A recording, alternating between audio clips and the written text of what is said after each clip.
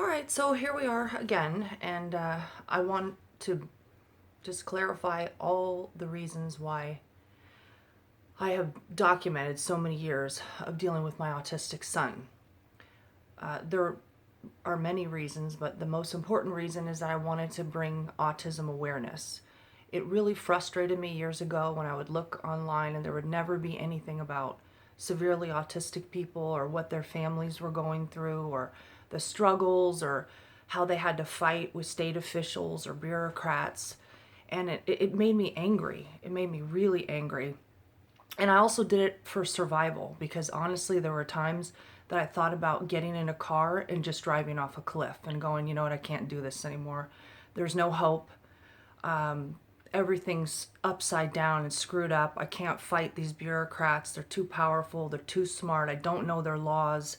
I don't know what to do. I don't know the right medications. I'm not a lawyer. I'm not a nurse. I don't know what to do. I'm just a mom, with a master's degree in education, big deal.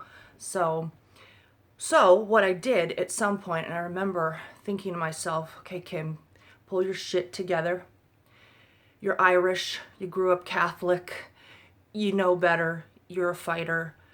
You have it in your blood.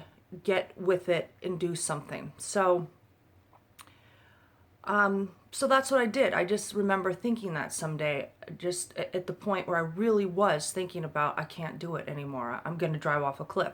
Never ever did I ever think about hurting my son or anyone else. I just thought about, I can't do this. I failed as a mom. I've done. I can't do anything. Maybe it'd be better, if I just wasn't here. But then again, like I said, I turned it around and I was like, no, screw this. What the heck are you thinking about here? And again, that could have been my Catholic upbringing. You're like terrified to kill yourself. God help us. You got to face God. So good. That's a good thing. So I remember thinking, okay, God, if this is, you gave me this child. I don't know why. I never, ever in a million years dreamed that I would be a mom with an autistic child like this, with all these complex problems. I was an athlete my whole life and kind of a tomboy, actually, very much a tomboy. I never even dreamed I would have kids, actually. So then I end up with a severely autistic child. That really, kind of blew my mind. But I think all those years of playing soccer and athletics did help. Also, my background, and I did grow up in a family that's pretty tough. Estranged from my family, most of my family, but they were tough. So at least that was a blessing. It taught us not to give up.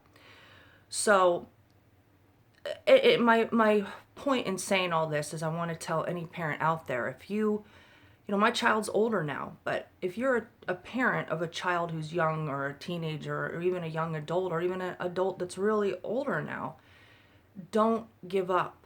I know that there's going to be times that you just think, oh, the hell with this. I can't do it. Here's a bottle of pills. Here's a cliff I can drive off. Here's, something. Or I'm just going to go live a reckless life and, hopefully someone will kill me. That's how you start to think sometimes when you're under that much stress every single day for years and years and years and years, and there's no hope, there's no way out. But there is a way out.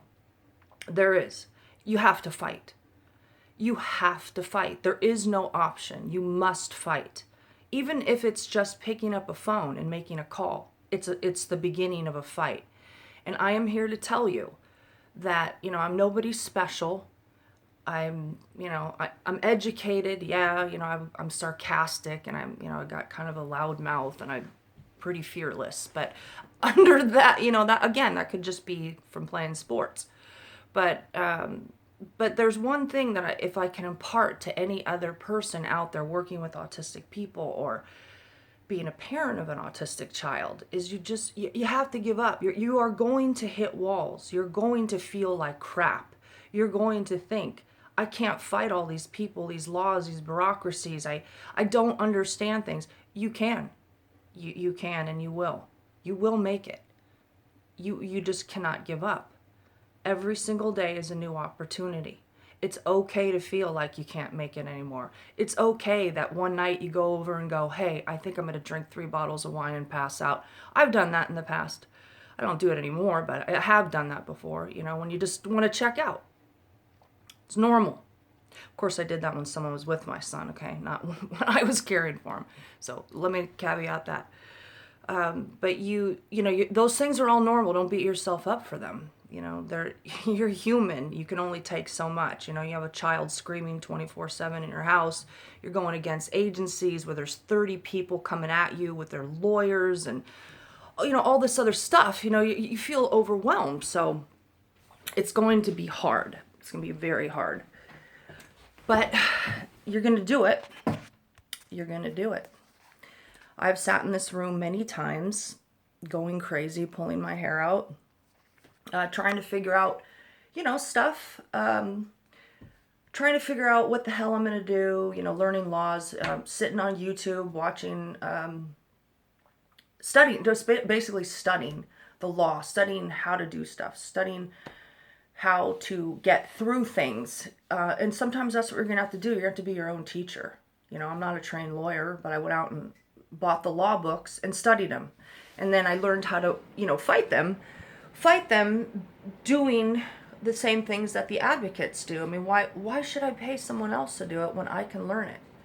I'm not stupid, I can read, so I'll learn it my damn self. It is a lot easier having an attorney, I'll tell you that, because it is not fun to go in front of a judge and argue stuff like this, especially when you're a mother, because you're so emotional. You can't help but get your emotions involved, and sometimes the judges will be like, oh yeah, the mom, she was really pissed off in the videos. Well, yes I was. I'm sorry. I had 1 hour's sleep in 3 days, and my son had been beating himself and biting pieces of skin off his flesh, and I had been hung up on by bureaucrats, and the doctors told me they didn't know what to do. Yeah, I'm sorry. I'm sorry I was a little pissed in the video. Sorry. You're lucky I wasn't on top of a tree with a machine gun, but that's okay. Yeah, all right. Yeah, be thankful that I was only a little angry and swearing in the video. So I think parents of autistic children can give themselves a little pat on the head. We go through a lot. We go through a hell of a lot. And a lot of people don't give us that kind of credit. They don't understand the protective nature that we have is because we have to be protective. Because not only we're protecting our children from themselves, we have to protect them from predators out there, and there's a lot of them. And we have to protect them from ignorant, incompetent, and ineffective bureaucrats who are even more nefarious and pernicious sometimes than the people who are coming at you directly. Like, in other words, I would rather have somebody come up to me and be like, screw you, I'm going to punch you and your son. And be like, oh, okay, well, at least I know what I'm dealing with. Rather than some guy with sits in a cubicle all day with a briefcase who comes over and goes, I'm here to help you, and then he doesn't do anything. Get the hell out of here. No, I don't want it. So, yeah, I guess I'm just rambling at this point. But my point is saying this is that hang in there. Hang in there. It is hard. You're going to get a lot of wrinkles. Like I have tons of crow's feet that I probably shouldn't have from all the stress. And, I probably gained like 15, 20 pounds from the stress, which I will take off by kicking my own ass and exercising again. But, it takes a toll on you, like it does. I used to be like a little thinner. I mean, of course, I was under a lot of stress, but you might gain weight, you might lose weight as a parent with autism. It's okay. All of that is okay because you're trying the best that you can. And that's all you can do. And it's not all you can do. You can do more, but you have to keep fighting.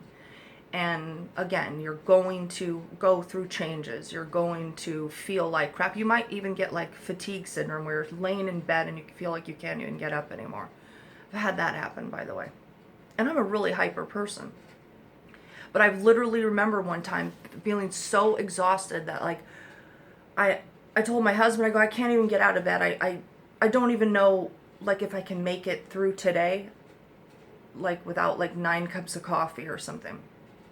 So yeah, it's tough, but you can make it. You totally can make it. You just have to be creative and you have to fight. And That is the greatest wisdom that I could ever give you from the experiences that I've had all these years. Fight, fight, fight. And that doesn't mean going out there, like telling everybody screw you and go to hell. Although I have done that many times. I've even flipped over a couple of chairs, in a meeting. Sorry, like I said, it's not easy. And none of these people you're talking to will ever be able to go through what you and I, as autism parents, go through. So don't feel bad when you flip over a chair or say, hey, fuck you. It's not right. It's not the Christian thing to do, but sorry. Neither is telling me that you don't care about my son and leaving us to die in the desert. So, sorry. That's the way that you're going to roll. We're going to have to fight back. So, again, fight. Always fight. It's the right thing to do. And in the end, you will win. You will persevere. And long as you fight for what is right, you never ask for anything that your child doesn't need. You never lie about what he needs or try to manipulate the system. Long as you ask truly for what your son or daughter needs with autism, and you fight righteously, and you fight for justice, you will win and you will persevere.